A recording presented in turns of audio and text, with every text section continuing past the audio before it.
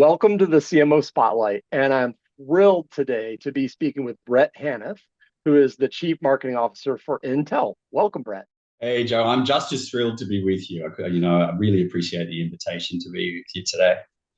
Great. So I wonder if we could just start the conversation by your telling us about Intel. Many of us, know this company well. It's a huge international company, but I wonder if you could tell us a little bit about the company, and then Mhm. talk about your role there as CMO, and then we'll get to your career path that led you to this role. Yeah, sure. So Intel are probably best known for being at the heart of most PCs out there. So whether that's a laptop, desktop, gaming, all of those types of things. I think about what Intel was in the 90s and you wind that forward to today. A lot of the ethos is as always as it has been, in that we manufacture really, really complex pieces of silicon that we then ship to people like HP and Dell, Lenovo, etc., to embed in their amazing devices. And that stretches also into the data center. If you think of us connecting to the cloud, it runs on huge data center server farms. And of course, Xeon, which is our data center product, runs in a lot of those as well. So we're very prevalent across a range of compute, both in what we traditionally know, PC, what we have become to know, which is the server farm and the cloud, but also stretching into things like robotics, stretching into things like dedicated medical devices, Hmm. because embedded compute is another space where we use it or a consumer of it, but it's not as obvious that you've got an Intel processor sitting in there. But that's the Intel business. And Intel is an interesting company because it's a B2B brand, right? Your product is used in the manufacture of other products, but it's ubiquitous in terms of the name and the brand. We all know of Intel. Yeah, and I think that a lot of that stemmed from the early days when we flipped from being a memory chip company into a PC processor, right? Mm. Central processing unit or CPU. And so they created a marketing campaign called Intel Inside. And you might know it. I Yeah, knew it because I'm old enough to know a it. certain generation is very, very aware of It's this very Intel aware of Inside. it because it was everywhere. Yeah. And it was not only the direct marketing that Intel did, but it was also carving out dollars that we passed to a partner to reflect that message as well. The Intel Right. Inside program, which is both direct and indirect. So that's how we created this direct consumer presence, if you like. And we've continued forms of that, evolved that over time. In fact, we brought it back last year, but in a very different way. Yeah. Yeah. So I'm curious for you to tell us a little bit about your role as CMO and maybe even share a little bit about your marketing organization. Like, are there certain groups within marketing that are in part of your purview? Yeah, it's changed a little bit over time since I joined. When I joined, there was a real need to beef up our B2B marketing capabilities. If you think about Intel's business, particularly on the PC side, it's about 50-50, 50 direct to consumer, but 50 into enterprises and businesses of all sizes to run, Mhm. what they need to do. And so we had a great engine on how to be great at Best Buy, all right, or Currys in the UK, or at competing at the last mile for a PC purchase versus our competition. But on the B2B side, like robust ABM methods, working with the right set of partners and getting great messaging of value versus chip performance, yeah, that really needed beefing up. And so that's where a lot of my expertise came in. And so we've been really reshaping like the strength of certain levers that we can pull and we need to pull in market and restructuring the team to sort of reflect that. So one of the big changes we made was rather than just having distributed teams like you're the digital marketing team, you are the web team, you are Yeah. the EMEA team or US team. I really took the view that we have to be audience first. So we now have a commercial team. And the skills in the commercial team is very different to the consumer team. Mm.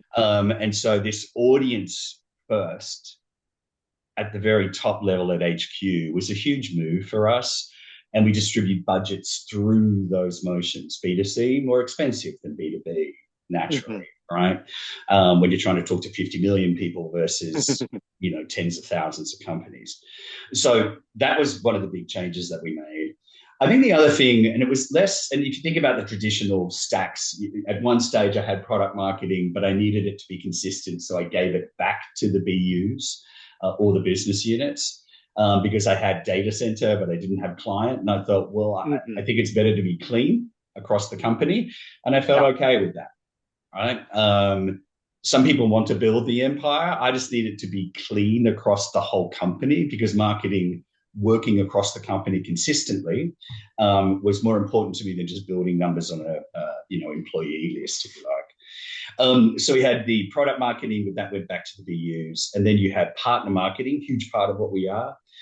You have the operations embedded within that, things like the website, like our marketing technology, all of our analytics stack. It's where our AI work is strategized.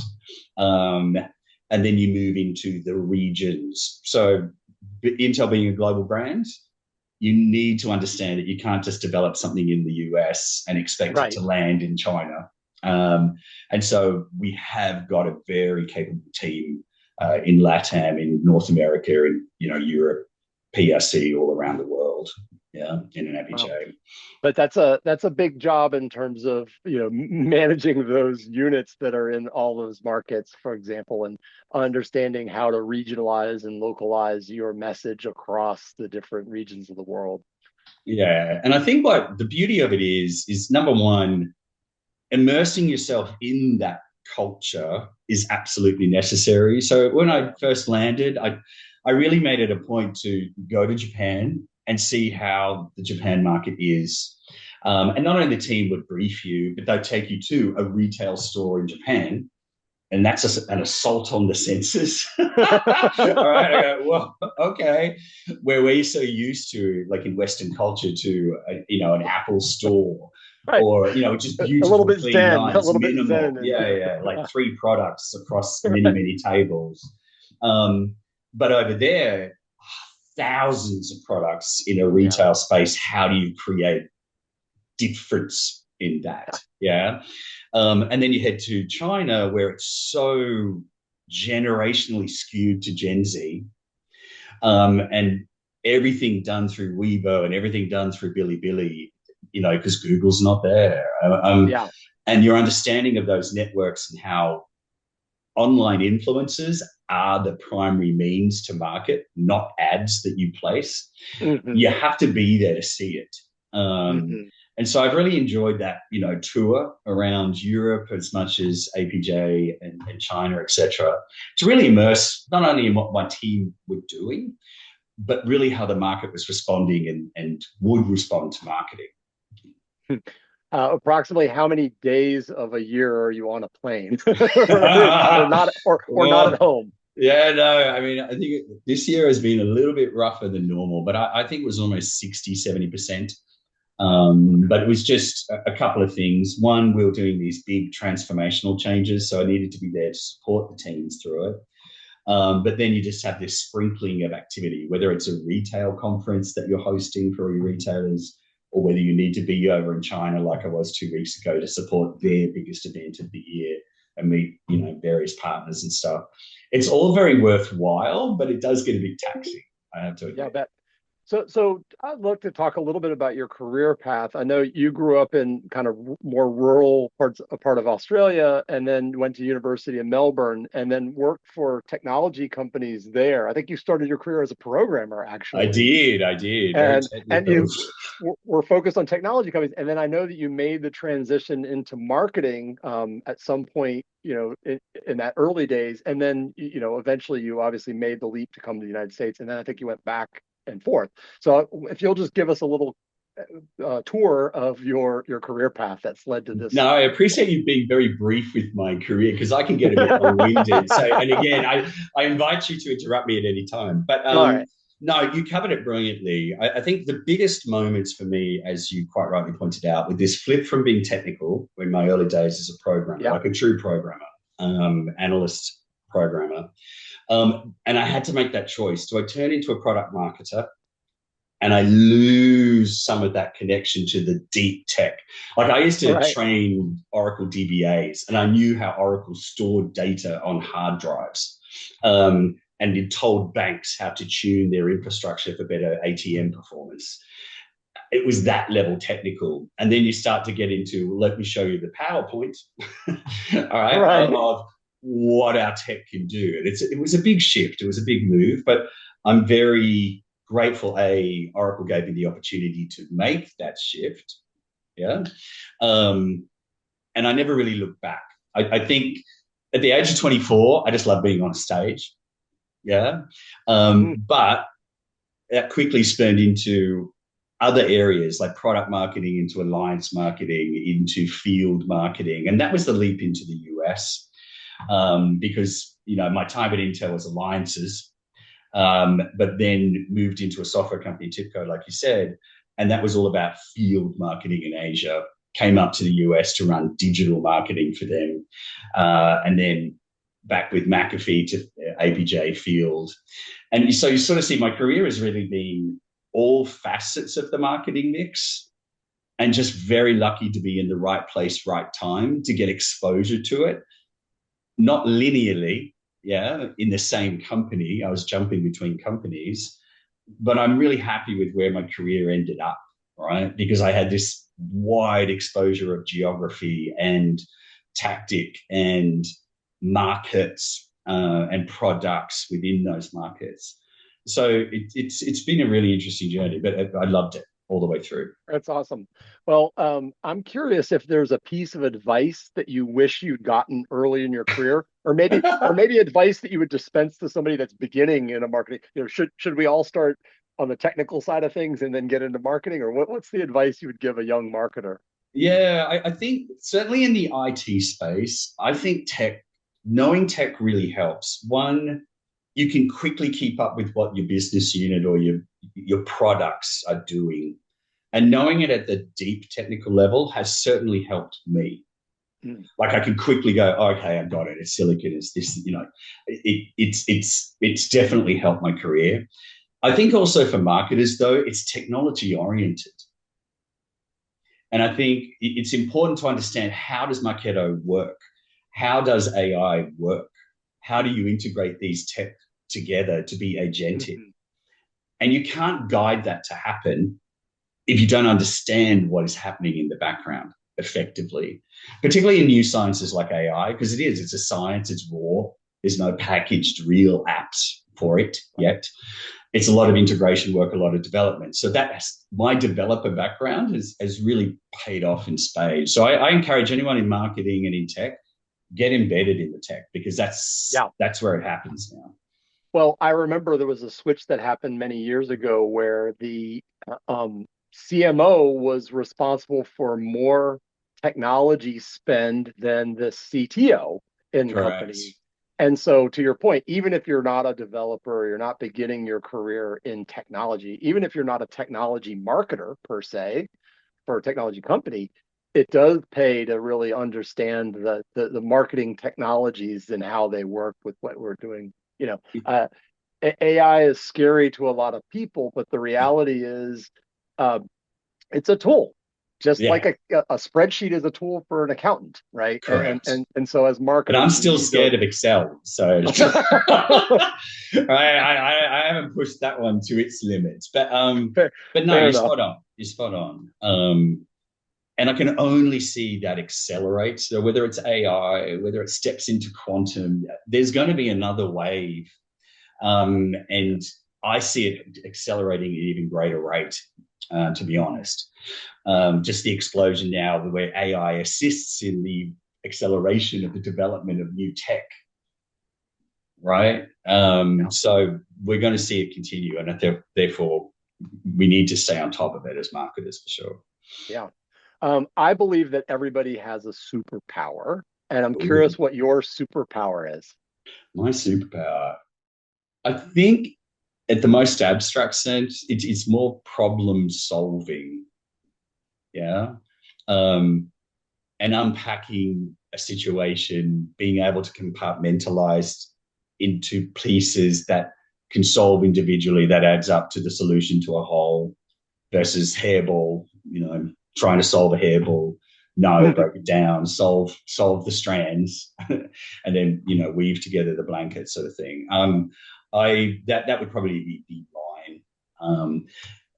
And it's not an innate skill, to be honest. I did math at school, so yeah, you get all the basis. And uni, I did applied mathematics and stuff, so it's certainly in my education DNA.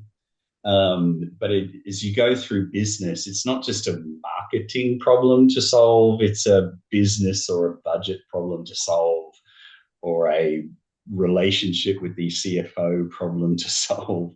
Right. All of that. And I like solving problems. So a lot of my career has actually been trying to solve problems. Mm-hmm. That's fantastic. I'm curious where you find inspiration for your team.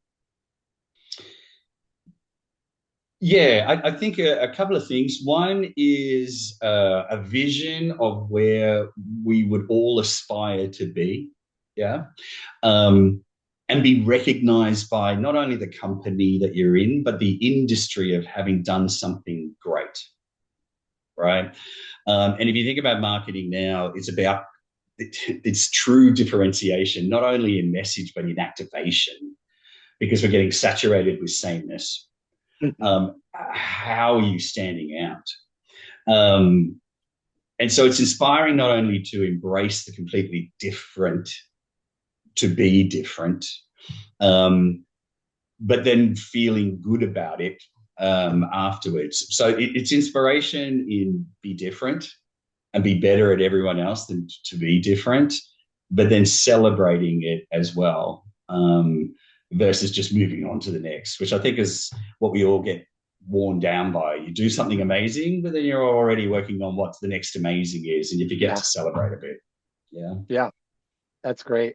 So I'm curious if there are some values that you want to demonstrate as a leader, or that maybe there are values that you demand for somebody to be a part of your team. Yeah, I mean, I think the top line for me is just transparency. If anything, I probably waver to the too transparent at sometimes. I'll give you a really simple example, like budget. A lot of people hold that incredibly tight. I don't. I publish the spreadsheet and I share it with the entire org. And the main reason I do that is to give people the understanding of there is no hidden funds. Right. So please Right. don't There's no ask. pity. Right. Right. Do you know what I mean? So it serves a very specific purpose, because I'm not a believer in that, oh, I lobby for more money, therefore I get more money. No. I'm transparent about where we need to focus. This is where the investments are. Work with what is published as to what you have. I think the other one is just accountability, right? So the transparent piece, transparent in vision, transparent in what we need to achieve together. But let's hold each other accountable, either as an individual, I committed to that, I deliver that, but also as a team. And that's not just accountability as a negative thing, it's actually a positive thing, rising everyone's boat, as opposed to calling people out when maybe their piece isn't performing the way that it needs to. Yeah, I love it. So at Setup here, we're marketing matchmakers. We connect brands with marketing agencies, and usually to fill gaps in either capacity or capability. And so we have a little bit of a unique perspective on that relationship, because we don't, we're not a client on the brand side. We're not an agency. We live in that space in between, and we actually do an annual marketing relationship survey to really understand that relationship between brands and agencies. So I'm just curious how you work with marketing agencies, either in Intel or in a previous life. How do you look at your agencies?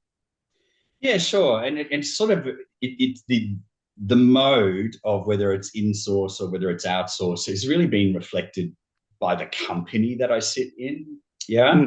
So I generally look at what is happening within, and then I try to move it one direction or just leave it as exactly as it is. If we look at Intel, we have reduced the amount of agencies that we work with, primarily for an efficiency drive, right? Mm-hmm. You can imagine when you have an execution which is 50 countries wide, and you start to recruit agencies in 50 countries, Mm-hmm. it becomes not only contractually laborious for our poor procurement team, Yeah. but it also introduces room for a message to be diluted, a brand to Mm-hmm. not be best represented. And so I really felt it important to contract that. So that's the number one, is choosing the right agency to fulfill something with brilliance. Yeah. Mm-hmm. And that mightn't always be with the biggest agency brand. It could be Right. something very boutique. A solid example for that would be the Intel Experience stores, which we ran just over the period of November into December, which were 5 locations worldwide where we just did a store pop up and we rolled our partners through it to demonstrate AIPC. And that was a very boutique partner, right? That enabled us, found the site in Paris and Seoul and in New York on 6th Avenue, Mm-hmm. set it up with digital signage. It was beautiful, tied us to fashion houses, which Intel is not related to or seen to be, connected to. And so that's where I feel the individual agency really, outside of the big relationships that we have with agencies, really start to add beauty to the mix. Yeah. So we'll collapse it to a few on just broad brushstrokes of like creative agency or media agency or PR agency. But those boutique engagements allow us to create something quite differentiated, is where we'll, introduce new players to the mix. Mm-hmm. You alluded to this a little bit, but I'm curious if there are certain disciplines of marketing that you feel you need to or want to own in-house. And I get that this varies wildly from company to company because you might have a really robust CRM and marketing automation team, so you don't need help externally from that. Or you might have, you know, you might not want to have media planning and buying in-house because that's a specific skill set or something. So I'm curious if there are certain disciplines that you feel are really important to keep in-house, and there's certain other disciplines where you feel the external perspective from an agency or agencies is more important. Yeah, I think the ones that really need to, I feel, stay in house if I was owning the whole function would be definitely product marketing, because that's where all truth comes from to be Mm-hmm. activated against. Mm-hmm. Yeah. Now in Intel, because I had a, it was I owned part of it, but other business units owned it, and I just wanted to live consistent, so that's why it's over there. But product marketing, I would normally prefer to be, home in marketing.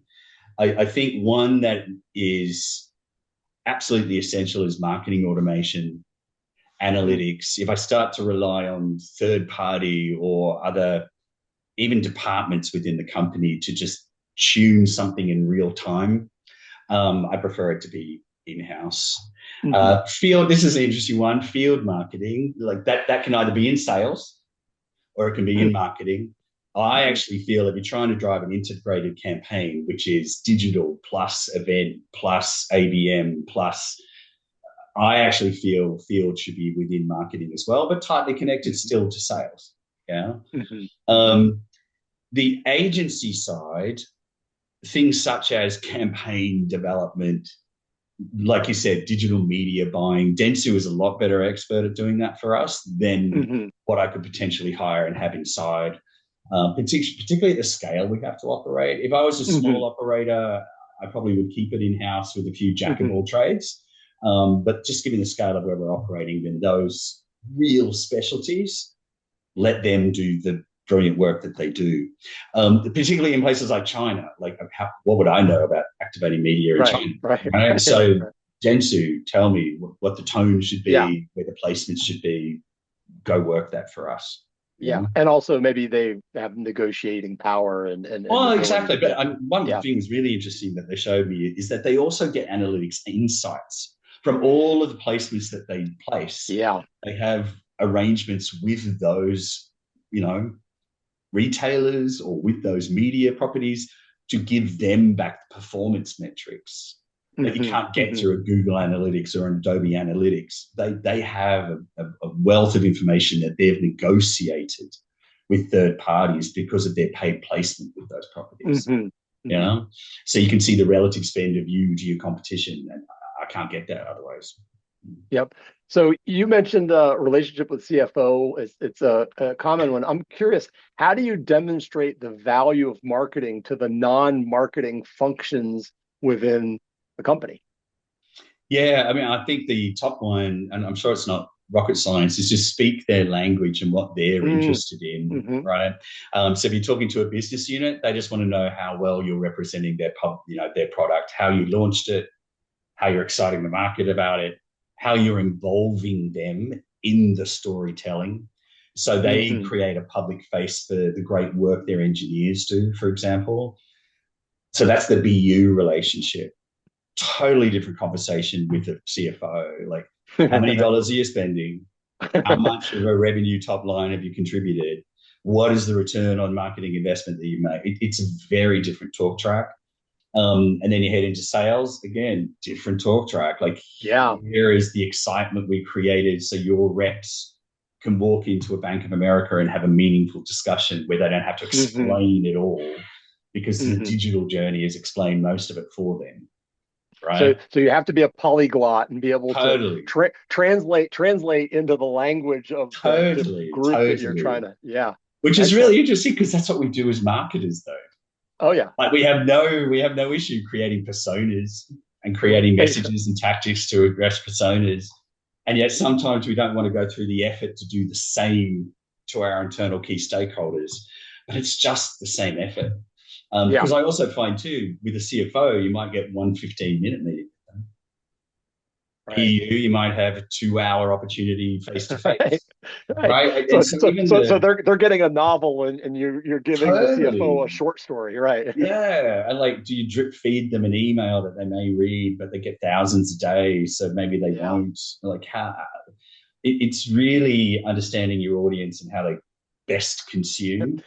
Yeah, Yeah, you made an excellent point, which is you're a marketer and you're having to customize the message and market to the audience internally, just like you would to external audiences. yeah. I think the real tough one is when you have that mixed audience, Hmm. right? You have your finance and your legal and your sales and your product Right. team all in All the in one room, room. Right. and you get the one 30-minute session that gets trimmed because marketing is last on the agenda, and you're trying to tell a story that excites everyone. I mean, I actually love those opportunities, but I think they're the toughest one. Yeah. Yeah, to just Yeah. prove the value of marketing at scale. Because I think most of us are in the same boat where a lot of the great work we do, our stakeholders are not the audience. Hmm. And so they never see it, Hmm. right? We don't pay for the ad that they see. We don't create the retail store experience that they walk into. Right. And so they just see an expense line, right? Or they see a broad plan in 2 pages in a PowerPoint, and they don't get to feel that visceral experience like a Right. consumer would or Right. an enterprise would if they walk into a conference where we're a big booth and stuff. And it's how to package up those and publish them. Like, Hmm. imagine that you're stepping into this and this Yeah. is what we're Using creating. You must use video and some other, We immersive do. immersive things to really try to tell the story, just like a marketer should. You're trying to tell the story, Yeah. but it could be a challenge, I'm sure, to get them to your point to feel the experience and see the experience, which is important. We recently put together this an integrated marketing summit, and the chief, what was this title? SVP of brand marketing for Papa John's Pizza, and Oh, yeah. we were talking about brand versus performance, and he said there is no performance without brand. There is no performance without, Nike puts the swoosh everywhere because they hope when you walk into a Foot Locker that you choose the swoosh instead of the three stripes. So it's long-term lead gen, right? Yeah, yeah, it is. It's really interesting because I think, we're introducing new market mix models where you can see that if marketing was turned off tomorrow, maybe 70% of the results will still be there. But I would argue a lot of that is because of the brand and loyalty that's been created around the product over time. And then everything we're doing is just trying to lift that contribution to be 100%, 110% sort of thing. Um, and I think we got lost. I mean, I think once a brand company and we just executed. But I think Intel in those days was a near 100% proposition in market Hmm. because competition only just like we were the first, Yeah, yeah, PC that got broadly adopted. But as competition starts to creep in, um, that brand is important. But yeah. I think also it's the first thing that gets sacrificed when budgets get crunched. Right, right, right. The CFO says, what did you contribute to the top line? And you're like, well, everybody knows our name, Yeah, yeah, yeah, totally. But but you are can they buying argue, our stuff? Are they yeah, buying our stuff? Are they buying our stuff? Yeah. yeah, yeah, exactly, man. And I think where I sort of stay awake at night is we've relied a lot on generational, right? Hmm. Multi-generational, like Boomer and X and Y, but Z have never heard of Intel, right? Yeah. Because they didn't grow up with Intel inside, Right, right, and right. and they're of course one of our biggest competitors in that zone is the Apple area. Yeah. Whereas that hasn't been the case. Like in the 90s, the 2000s, they were kept at a fairly minimal, which we were Yeah. happy about. But they start to stretch generationally down. How do you become generationally relevant when the tactics we used in the 90s are nowhere near going to be effective Yeah. today? It's hard to believe, but some of these young people have never even heard of Britney Spears or I know. Oh well, that's on them. But I mean, but no, you're right though.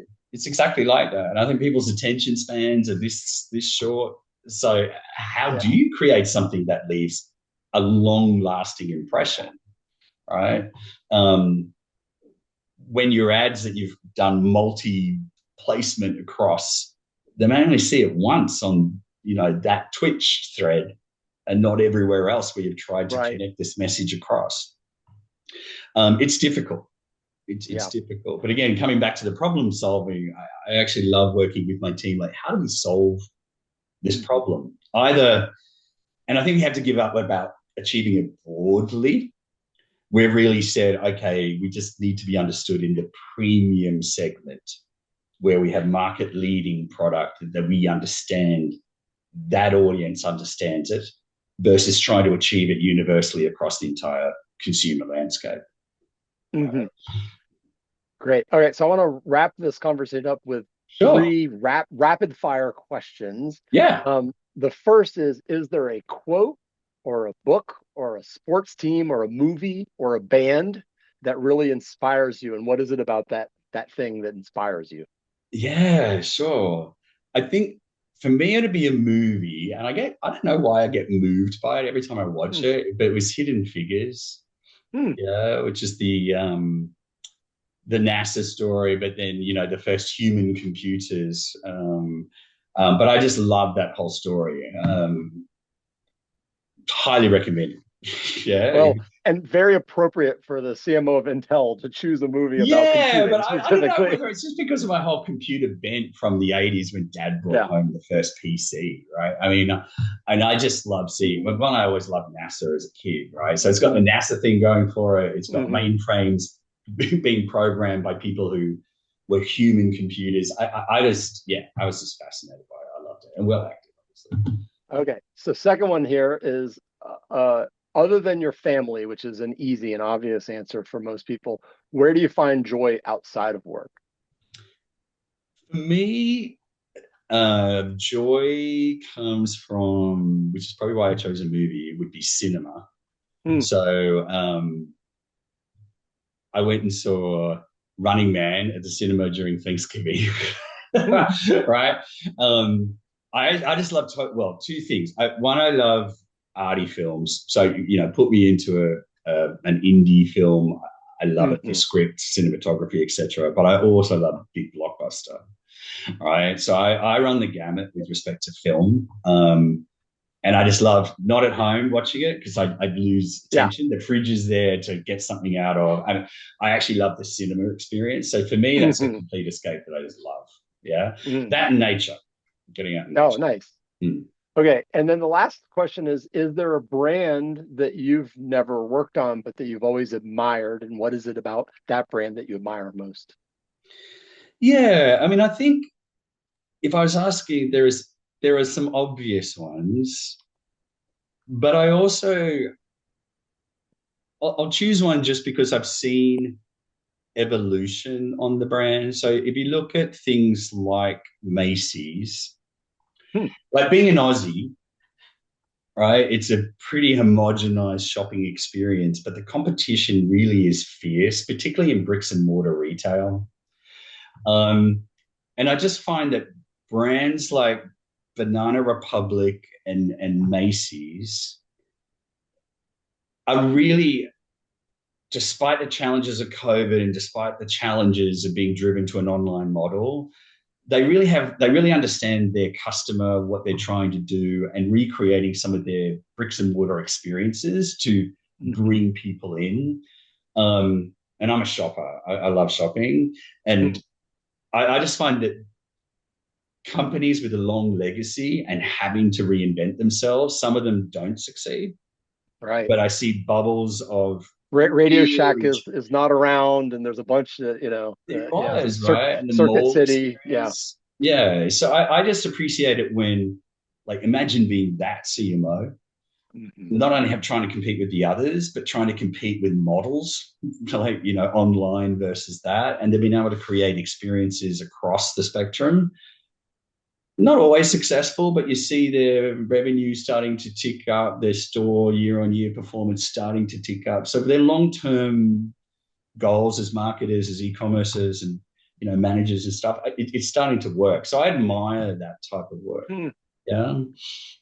Mm. I love that answer because I've asked this question a number of times and I've gotten, some people say Amazon and the shopping experience and that, I love the idea of the brick and mortar retailer creating an experience, that is sort of the same reason that you like to go to the cinema instead of watching it at home. It's the experience of it all, right? Yeah. And recreating yourself, your company to change with the times and with the preferences of the modern era is difficult. Yeah, totally. And I'll give you one more example. Sorry, I'm probably stretching beyond time, but another retail experience is JD.com. So that's like the Amazon equivalent in China. Mm-hmm. Um, and they've created a bricks and mortar experience. But what it is a mall experience with the major brands creating a store within it. So they Mm-hmm. host the environment, but their primary suppliers online create their little stores in the mall experience. Hmm. So it's really a physical manifestation of their online, you know, projected in a mall experience. So it works both ways. People are trying to create, like you said, these physical experiences to be human again, right?